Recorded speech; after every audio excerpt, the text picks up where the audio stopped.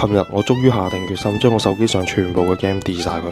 我會咁做係因為以前我唔打機嘅，嗰陣時我工作效率超高，一日可以做好多嘢，無論我事業啊各方面都突飛猛進。而喺呢一年我養成打機嘅習慣之後，令到我日日嘥咗好多無謂嘅時間喺打機身上，亦都用咗好多無謂嘅錢課金，搞到我晚晚好夜瞓，導致我精神恍惚，工作遲到，工作效率低。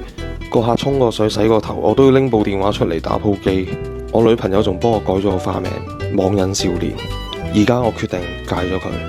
而家係2025年6月4號嘅11點56分，係我戒打機嘅第2日。而家戒咗30幾個鐘左右。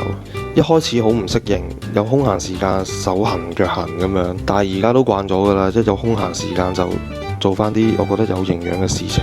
喺呢30幾個鐘，我做咗10幾個客，拍咗5條片，剪咗3條片。